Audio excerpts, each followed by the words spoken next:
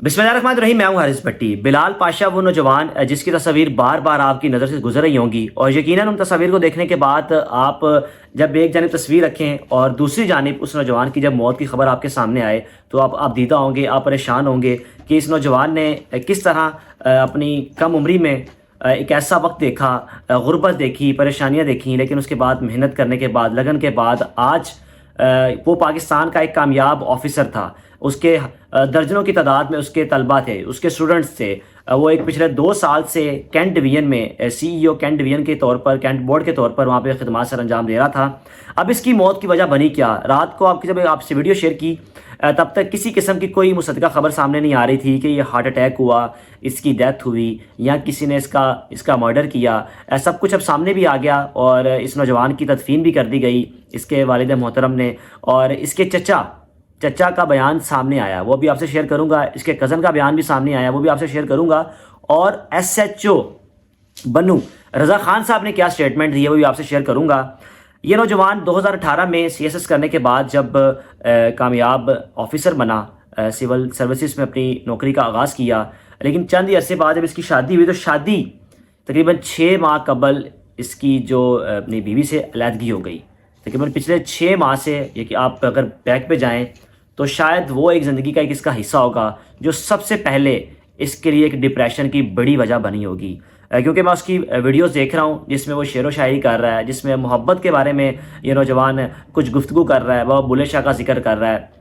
यकीनन वो उसकी शादी भी मोहब्बत की होगी, लेकिन उसके बाद अलहदगी, ये एक उनका एक ज़ाती मामला था। किस पर किसी किस्म की बात बनती नहीं है कि अलहदगी क्यों हुई या किस वजह से हुई, या इसके चचा या इसके कज़न या इसके वालिद मोहतरम ने इस हवाले से कोई बयान दिया हो। और सबसे जो इस नौजवान का एक बड़ापन था कि अलहदगी के बाद भी किसी किस्म का कोई भी सोशल मीडिया पर कोई स्टेटमेंट नहीं दिया, ना कोई अपना कोई स्टेटस चेंज किया या किसी को बताया कि मेरी अब अलहदगी हो गई है तो इसलिए मैं सिंगल हूँ, क्योंकि उस चीज़ को उसने दबा दिया था। ये घर की बात है, घर में रहे। बेशक मैं एक ऑफिसर हूँ, मैं पब्लिक सर्वेंट हूँ, लेकिन ये बात बाहर निकलनी नहीं चाहिए। हर हाल ये चीज़ तो एक अलग हो गई। अब एसएचओ जो रज़ा खान साहब हैं, बनू से उनका जो ताल्लुक है, जो बनू के एसएचओ हैं, पिछले 2 साल से ये नौजवान बनू में खिदमत सर अंजाम दे रहा था। अब उन्होंने बताया कि जब हमें पता चला, जब इनके घर गए हम, सरकारी क्वार्टर जहाँ पे ये रह रहे थे, जहाँ पे रिहाइश पजीर थे, तो हमने एंटर होकर जब देखा तो उनकी जो डेड बॉडी थी वो एक ऐसी हालत में थी कि, और जिसमें हमें वाज़ह देखा जा सकता था कि उसके सर पर नौजवान के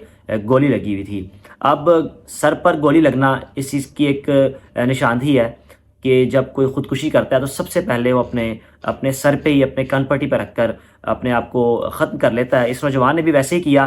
पिछले 6 माह से जिस तरह डिप्रेशन में था, ज़रूरी नहीं कि उसकी अलहदगी डिप्रेशन हो, परेशानियाँ और भी होंगी, क्योंकि उसके जो स्क्रीन शॉट्स हैं वो बड़े वायरल हो रहे हैं सोशल मीडिया पर, जिसमें वो गुफ्तगू कर रहा है कि मैं अपनी इस नौकरी से बड़ा डिस्टर्ब हूँ और यकीनन या तो मैं ये जॉब छोड़ दूँगा या मैं दुनिया छोड़ दूँगा। आप खुद ही सोचें कि आपको बज़ाहिर दिखने में तो जब आपके आगे कोई सरकारी ऑफिसर आता है तो आप बड़े हैरान होते होंगे और अक्सर आप तनकीद भी करते होंगे कि ये लोग तो इनकी ज़िंदगी है, इनकी मौजें हैं, नीली बत्ती वाला डाला इनको मिला हुआ है, आगे पीछे इनके पुलिस होती है। लेकिन कभी आपने सोचा है कि वो अंदर से उसकी क्या कैफियत होगी, क्या उसके एहसासात होंगे, क्या उसके जज्बात होंगे उस सरकारी नौकरी को करते हुए?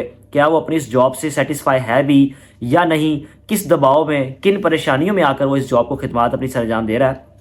अब इसकी एक वीडियो सामने आई जिसमें इसने अपने वालिद साहब के साथ खड़े होकर अपनी सारी ज़िंदगी की कामयाबी उनके नाम की, उनको क्रेडिट दिया कि आज अगर मैं कामयाब हूँ तो सिर्फ़ और सिर्फ सफ़ेद दाढ़ी वाला शख्स, ये मेरा वालिद मोहतरम, इनके सर ये सहरा जाता है कि मैं कामयाब हूँ।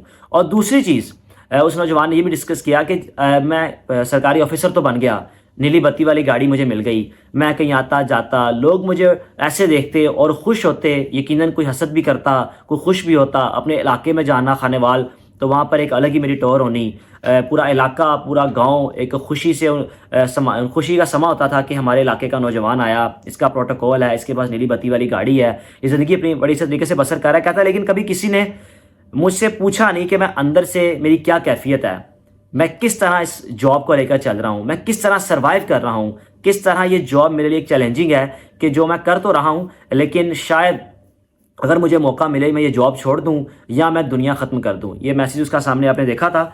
अब उसकी तदफीन तो कर दी गई। अब चचा क्या बयान देते हैं? इसके बिलाल पाशा के चचा कहते हैं کہ ہمیں یہ لگتا ہے کہ ہارٹ اٹیک ہے. وہ شاید ان کو یہ خبر دیر سے پہنچی ہو, پولیس کا اسٹیٹمنٹ شاید بعد میں آیا ہو, کیونکہ ان کے مطابق ہمیں لگتا ہے ہارٹ اٹیک ہے, لیکن ہارٹ اٹیک میں آپ کی باڈی خون سے لت پت ہونا, یہ چیز سمجھ میں نہیں آتی. اور دوسری چیز, ان کے کزن نے اس چیز کا انکشاف کیا کہ پچھلے 6 مہینے سے ہمارا کزن بہت ڈسٹرب تھا. کیوں؟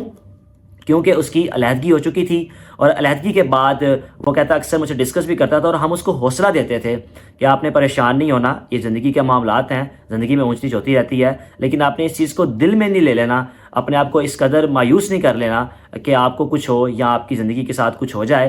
اور اس نوجوان کا کہنا تھا, اس کے کزن کا, کہ ہمارے پاس اتنے کوئی اختیارات بھی نہیں تھے, نہ میرے پاس کوئی پیسہ, میں بھی تعلیم حاصل کر رہا تھا, اور میرے جو بلال پاشا وہ اتنا کوآپریٹو تھا ہمارے ساتھ, اتنا پیار کرتا تھا, اتنا اخلاق کا اچھا تھا کہ مجھ سے بات کر کے کہتا تھا کہ کبھی پریشان نہیں ہونا, نہ کوئی پیسوں کا معاملہ ہو کسی بھی قسم کا, آپ بھی محنت کر رہے ہیں, میں بھی محنت کر کے آگے آیا ہوں, آپ کو میں سپورٹ کروں گا ہر لحاظ سے.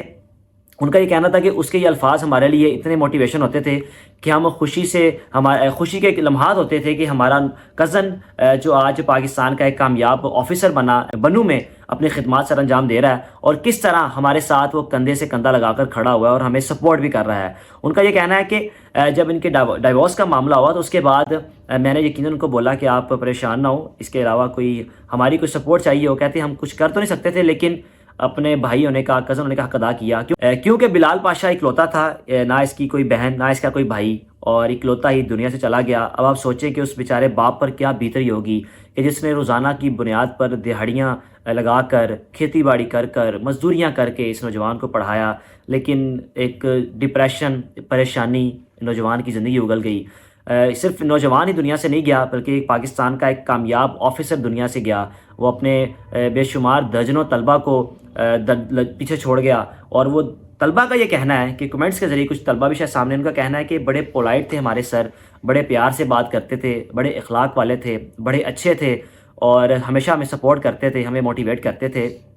دعا ہے کہ اللہ تعالیٰ اس نوجوان کے درجات بلند کرے. آپ بھی اس نوجوان کے لیے دعا کریں, اللہ تعالیٰ اس کی اگلی منزل آسان کرے, اس کے والد محترم کو صبر عطا کرے. اور اپنی والدہ کو بڑا مس کرتا تھا. اس کی والدہ کے حوالے سے اس کا ایک بیان بھی آپ کے سامنے ہے, جو شفا یوسف زئی ہیں, ان کے ساتھ مارننگ شو میں بات کرتے ہوئے بولا کہ آج اگر میری ماں زندہ ہوتی تو میری خوشیاں دیکھتی, میری مومنٹس کو دیکھتی, میرا پروٹوکول دیکھتی, خوشی سے وہ ان کے خوشی کے الگ مومنٹس ہونے تھے.